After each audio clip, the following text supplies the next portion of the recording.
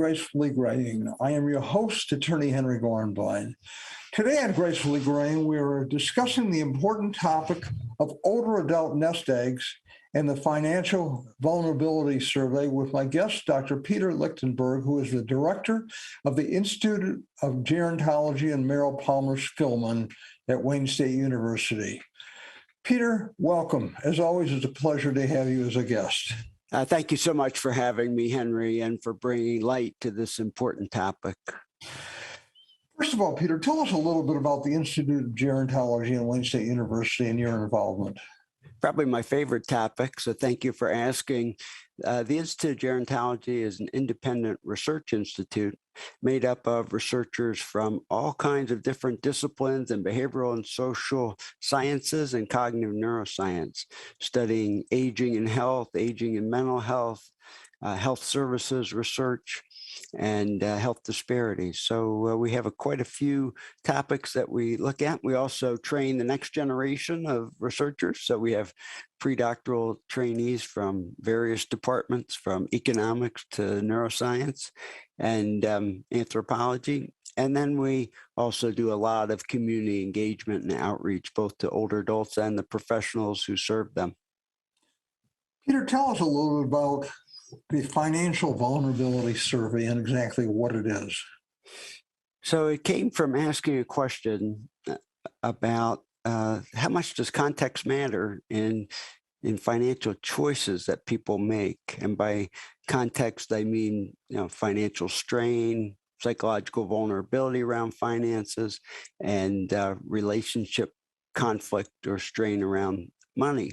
And what we found, Henry, which surprised us, was that from our larger scale, these contextual items, 17 of them, held together as a very valid survey and classified who was financially exploited and who was not only in our initial sample of about 250 people, but in our cross-validation sample, and then again in a more recent online sample that we've obtained.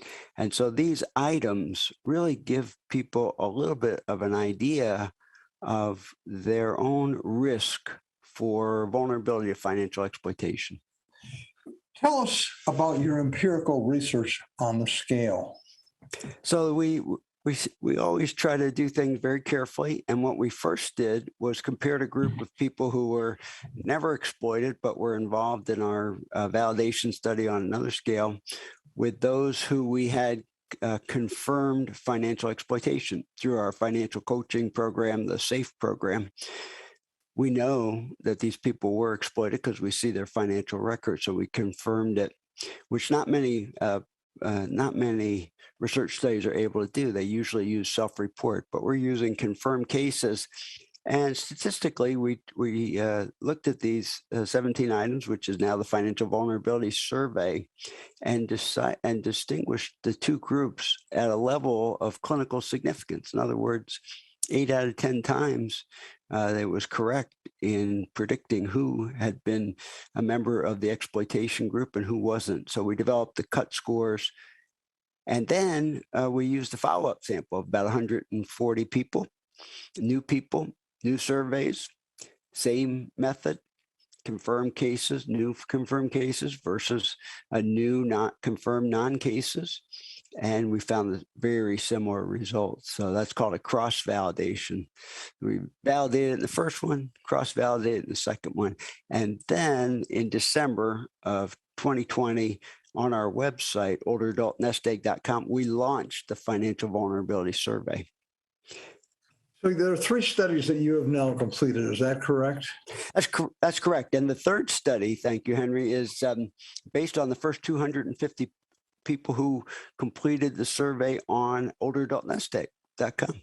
So it's really based on that online survey. And what we found, which is very consistent with what we would expect, those who have memory loss, self-reported memory loss, might not even be objectively validated, but those who believe their memory is not as reliable as a year ago scored the highest risk.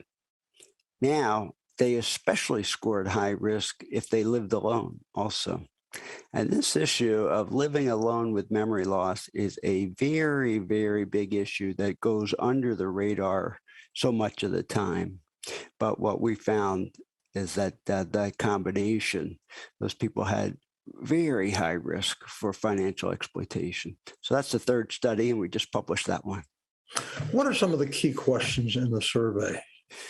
Yes, thank you so much for that, because we do have what we call critical items. And one question, for example, is about how much financial strain you're experiencing, whether you are your expenditures are exceeding your monthly income. Also about whether you're helping somebody else financially on a regular basis. In addition, there's some psychological vulnerability questions about anxiety or feeling downhearted and blue about finances and financial decision, as well as, and this is a question that always surprises us and others about how it's answered. How often do you wish you had someone to talk to about your finances? Henry, in national samples and in our samples, over 50% say at least sometimes they wish, older people wish they had someone to talk to about their finances. So that's a sign that they're a bit isolated with it. A couple of other of these critical items are, have people taken your money without your permission? Obviously, that's a big one. But also, as you've grown older, as a relationship to a family member or a friend becomes strained due to finances, this is 30% are telling us yes. And that's a big number. This is strictly around finances, not around anything else. Well, it's interesting. Finances are something that people don't like to talk about. It's one of the taboos. So, and often they don't want to talk to family or friends about it. So it's how do you open these doors? And my next question for you, Peter, is what ages do you consider as being an older adult? Good question. Just for comparison's sake with other studies, we use 60 and older. But obviously, from 60 to 110, there's a lot of variability in there. And so we're just call it part of the continuum of the aging process.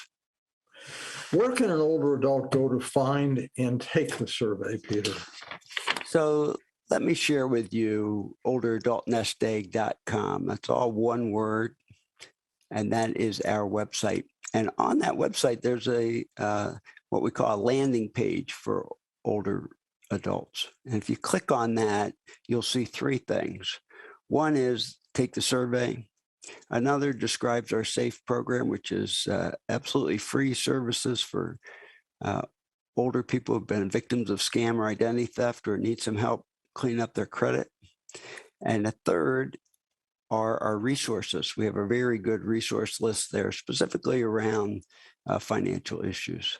And so you can take the survey right online. You don't have to register or anything. You just take it. It will give you your results, but you either got to save them as a PDF or print them because we're not creating a file, an account for you. We don't have a way of retrieving your specific result if you don't save it. I'll have to take it and not disclose the results. Henry, do you know what? This is so interesting to me, and I think so telling. Over 1,000 people have taken it already. It is like hotcakes. It is just used by people. And a lot of times I think people are reassuring themselves that they're not in particularly high risk. And other times they're clearly knowing that they're in very high risk, and you can see how concerned they are by some of the comments that they leave. And so we are realizing exactly what you said. Talking about money is taboo, but people really want information. And so this tool really helps in that way. Getting to that, what kinds of results are provided to the older adult? Thank you. So first thing you'll get is a sense of your risk level. Now, and it's going to be low risk, average risk, or higher risk. The second thing is some recommendations about what you might do at that point, especially if you're in the higher risk group. And the third are some resources for you to utilize. So some of the suggestions, for example, if you need our help with the SAFE program, contact us. There's a way of contacting us right on the website. But other things can be, if you really are needing to talk to somebody about finances, you need to get past that taboo. You need to think about who in your environment do you trust enough to do that with, and who's going to check on the finances. That's maybe an outside objective third party that just makes sure that whatever plans you've put in place are being considered. There are a lot of new ways of limiting your exposure. Like you can, if there's a transfer of a certain amount of money, somebody can be notified. You can be notified, get an alert before it's sent out. There's all kinds of ways that banks are willing to work with you. Peter, what are some trigger points that show whether you're in the no risk, low risk, or high risk? Yeah, each question really is pretty straightforward. It's about how often you experience these certain things, and really the average risk, which would say some risk but not high, is about 6 to 10 points. And then if you score above 10 points, we're seeing that is very high risk, and we determine that based on some of our previous studies where we actually look at the cutoff scores. And boy, people scoring over 10, a lot of, we're capturing pretty much everybody that has been exploited. Next, Peter, tell us about the SAFE program, SAFE. Thank you. Successful aging through financial empowerment, but we just call it SAFE. We started this in 2017. We based it on a program out of Rochester, New York called From Lifespan. And basically what it is a community education and services, one-on-one services around the issues of scams and identity theft and sometimes other forms of exploitation. And so our SAFE director, Latoya Hall, who's a fabulous social worker, has a background in financial coaching, economic advocacy. She'll work one-on-one with people, help them check out their credit, clean up their credit, make reports to the appropriate agencies, et cetera. So, we've now over about 175 individuals over the 4 years that we've helped and counseled. Usually it's about anywhere from 2 to 5 sessions. And sometimes this takes quite a bit of time. So she's willing to do that. And you can do it all remotely. So nobody has to travel. Don't have to go out in the rain. And she can assist with that. And about half the cases, Henry, she's ended up saving people money or getting money, actually getting money back. We just had a wonderful case in which a woman who had been rejected for disability and Social Security thought she was not eligible for Social Security. But of course she was of the right age. So we got her instated and she's now receiving Social Security benefits. Another gentleman who was found out that he owed $17,000 for college. He'd never gone to college. It was a case of identity theft. And Latoya got that deleted, made a complaint, a challenge successfully. And it just took so much depression and anxiety off of him. It was just a sight to behold.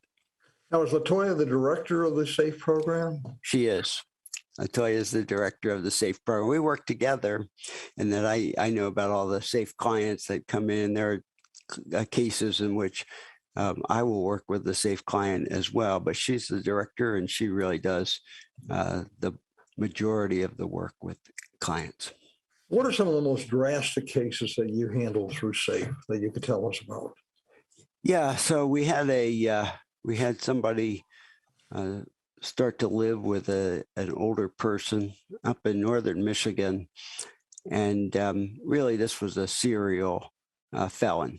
And this person befriended this older woman who had memory problems, was starting to have mild dementia, getting worse, and swindled her out of about $45,000. Latoya actually was able to retrieve $35,000 for her. That's a great result. It was a great result. And it was tough because the woman had dementia. So it was a tough go in terms of getting her to communicate clearly about what was happening. Fortunately, the prosecutor was involved too. They caught this felon, they prosecuted her, and she's in jail now. About how many people have requested assistance from SAFE? You said that about 1,000 people have taken this survey by going into older adult nest egg. How many have actually participated with SAFE? From the website, very few. Probably a handful, maybe 10. We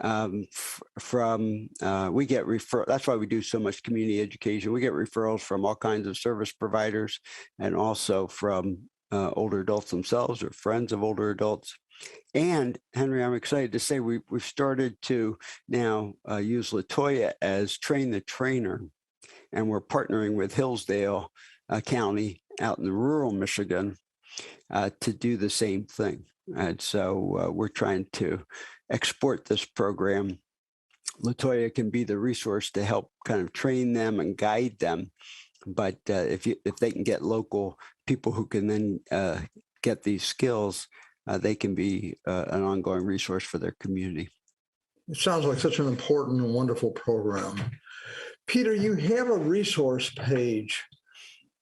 Are these resources regarding scams directly related to COVID? Are there resources related to COVID as far as scams? Yes, we do have quite a few resources related to COVID scams. Every part of COVID has been kind of an opening to scams on older people. First, it was how can you clean surfaces, and people sell you fake cleaning products. Then it was testing. People weren't able to get testing. Well, we'll sell you this testing kit. And of course, it was vaccines. And so COVID has led to a great number of scams, as well as sort of these fake penalties of, in order, COVID has produced this new tax and you need to pay now and so forth. So there's no end to the number of COVID scams. We do have some good links for you, and those update the Federal Trade Commission, for example, the latest COVID scams. Now, you mentioned before we started the show about something called your wallet. My wallet study.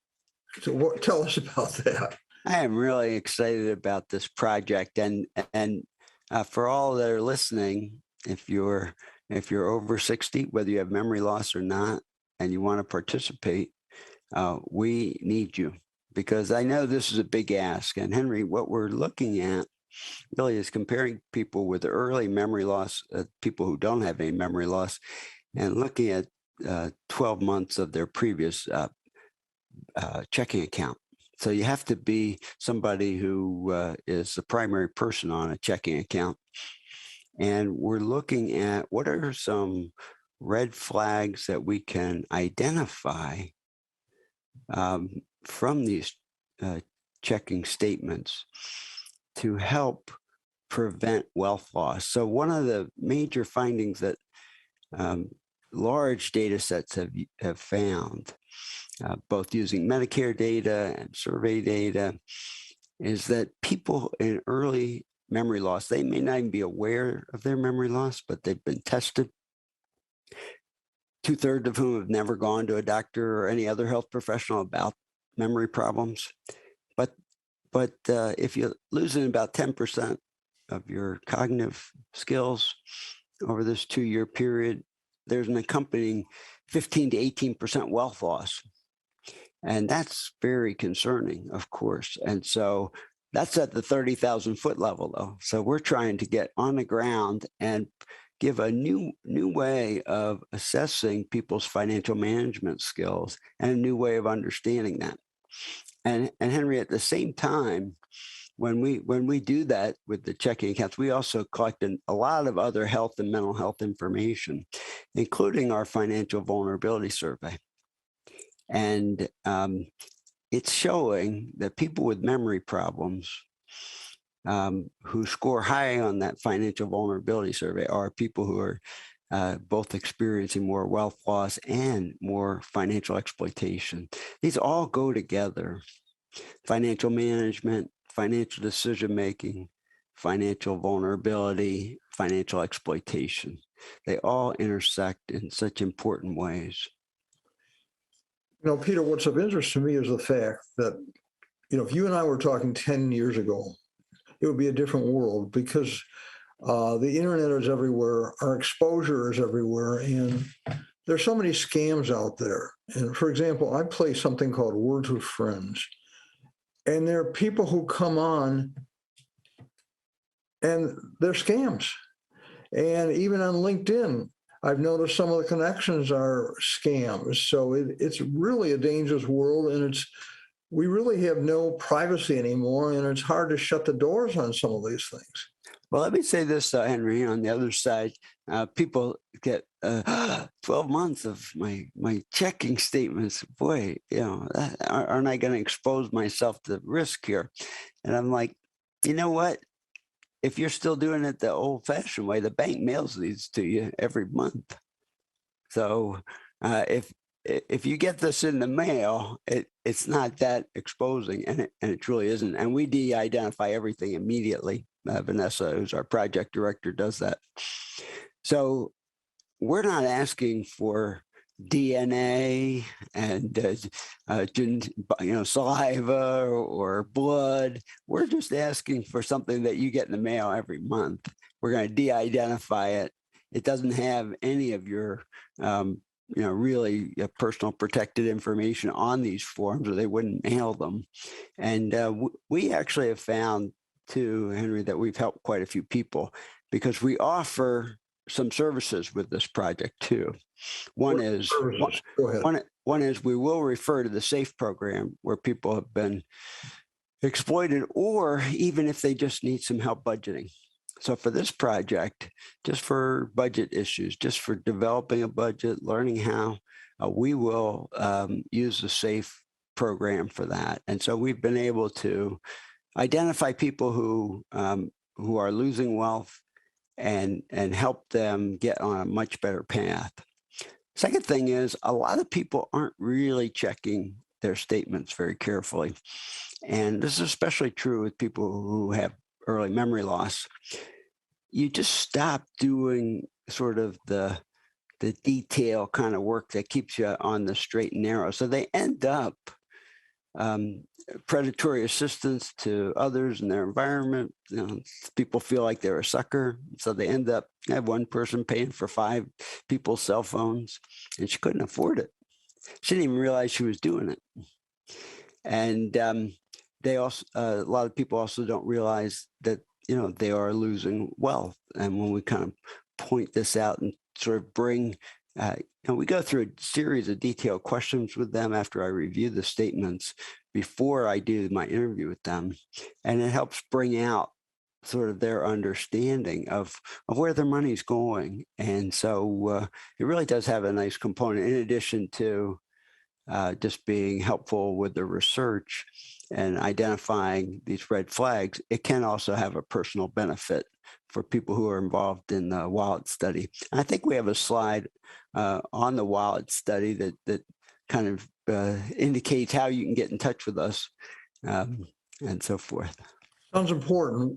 Peter, we have a little time left. What are some other programs that you're involved with that would be of interest to our viewers?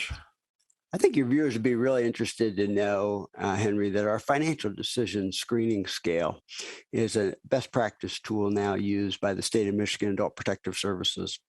In the last 2 years, it's been used in over 800 cases and has a very, very high rate of acceptability by the workers, and also been very useful in saving people money. Because even though people have lost some money, there's always more to lose, hopefully, And in a couple of these APS cases, they've saved millions of dollars by going through the scale. It's helped people understand the scams and the fraud that they're involved in. So very proud of that. And we're also working with the states of Maryland and Wisconsin and California. So you're really expanding. yes, we are. You're doing some wonderful work. We have some time left. Are there some takeaways that you would like to leave us with before we sign off that are important to our viewers here at Gracefully Graying? Yes. First of all, we all need to have a financial plan as we get older. And by that, I mean, what if I walk into your office, Henry, and you notice that I am more confused and not remembering things the way I usually do? Who are you going to contact? What's the plan say? Who's the trusted contact? And with that plan, what are ways that we can make sure we protect the accounts that we have and the money that we have? How can we put limits on how much gets transferred or notice when patterns have changed in terms of expenditures? So we all need to do that because aging isn't for sissies, and it brings the unexpected. And so we all have to kind of prepare for that and then hope it's all good. That's true. Peter, one other point I have, that we here at Gracefully Graying have been published something that might be of interest to your program, and it's called Listing Life Fully, which is a way to list in one document all assets and liabilities, all contact people, your drugs, your meds, questions about memory loss. And I think that's something we should share, but we can discuss that later. Sounds fantastic, Henry. Absolutely. I'd love to hear more about that. Okay, I want to thank you so much for being our guest and Gracefully Graying. It's always a pleasure to work with you. And I want to thank our viewers for watching Gracefully Graying, and be sure to watch this show on our YouTube channel, and also visit and like our YouTube channel and also our site, gracefullygraying.com. Thank you as always.